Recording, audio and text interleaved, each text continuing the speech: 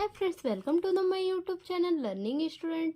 आज हम फिर से एक नई वीडियो आप लोगों के लिए लेकर आए हैं जो कि क्लास 12th का है और ये इंग्लिश का सेंट्रल आइडिया है जो कि है कीपिंग क्वाइट। ये सेंट्रल आइडिया हर बार एग्ज़ाम में आने वाला है और ये क्वेश्चन जो है बोर्ड एग्ज़ाम में हर बार आया हुआ क्वेश्चन है जो कि बोर्ड के हिसाब से ये पूरा 100% मोस्ट इम्पॉर्टेंट क्वेश्चन है और ये कंफर्म है कि 2024 में भी ये जो है सेंट्रल आइडिया ज़रूर आएगा।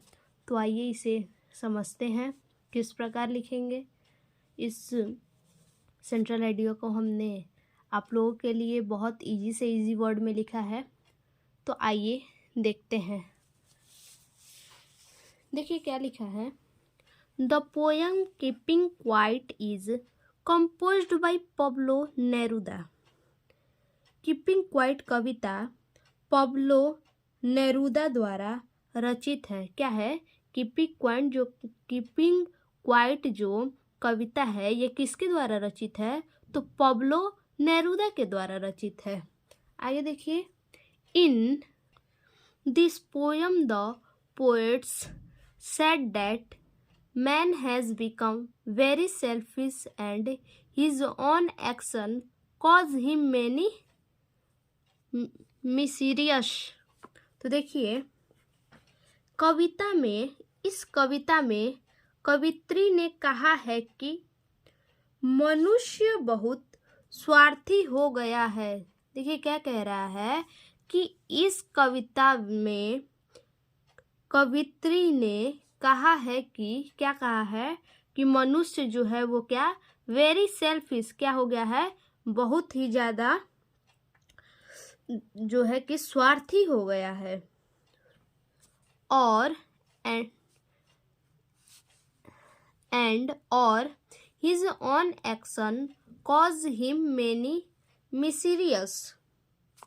तो देखिए उसके अपने कर्म ही उसके लिए अनेक दुखों का कारण बनते हैं। देखिए मनुष्य जो है वो क्या है आजकल बहुत ही ज़्यादा क्या हो गया है, स्वार्थी बन गया है और उसके जो अपने कर्म हैं उस कर्म की वजह से उसके लिए अनेक दुखों का कारण बनते हैं। जो वो कर्म किए होते हैं उसी के वजह से क्या होता है, वही जो कर्म होता है उनके लिए अत्यधिक दुखों का कारण बनता है। The world today stand divided by the man-made boundaries of caste, creed, race, religion, language, culture, nationality and geographical division। तो देखिए क्या कह रहा है।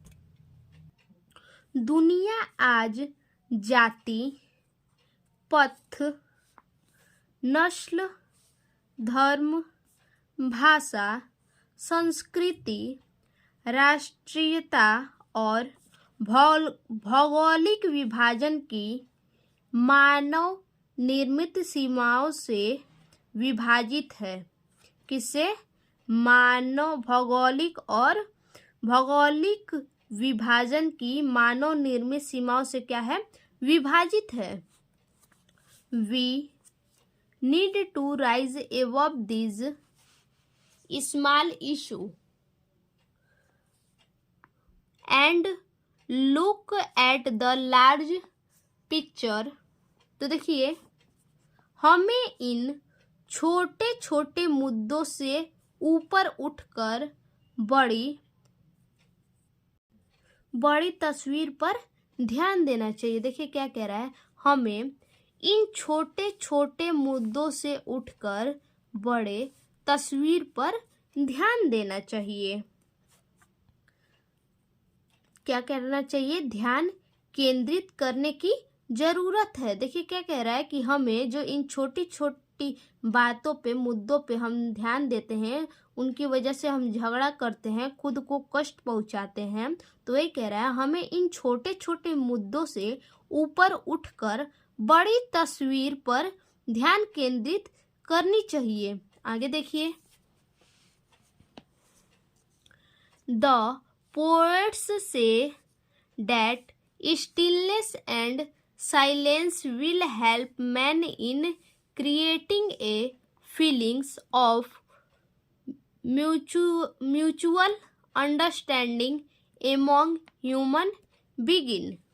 तो देखिए क्या कह रहा है, कवित्री कहती है, द पोएट सेज, कवित्री कहती है कि शांति और मौन, क्या कह रहा है, स्टिलनेस एंड साइलेंस, शांति और मौन मनुष्य को मनुष्यों के बीच, क्या कह रहा है कि शांति और मौन help man in creating a feeling a mutual understanding. तो कह रहा है कि शांति और मौन मनुष्य को मनुष्यों के बीच आपसी समझ की भावना पैदा करने में मदद करते हैं। देखिए फिर से, मनुष्य को मनुष्यों के बीच, जो मनुष्य हैं उन मनुष्य को मनुष्यों के बीच में आपसी समझ की क्या करनी चाहिए, भावना पैदा करने में मदद करेंगे। जो ये लड़ाई झगड़ा हम करते हैं, जो कुछ भी छोटे छोटे मुद्दों पे बहस करते हैं, अगर उन्हीं सब चीज़ों में रह जाएंगे तो क्या होगा, वही कह रहा है कि मनुष्य को मनुष्य के बीच आपसी समझ की भावना पैदा करने में क्या करेंगे, मदद करेंगे। आई होप आप लोगों को ये टॉपिक समझ में आया होगा। तो आप लोगों को अगर समझ में आया हो तो इस वीडियो को लाइक कमेंट शेयर कीजिए अपने दोस्तों को भी। फिर मिलते हैं एक और नई वीडियो के साथ, तब तक के लिए धन्यवाद।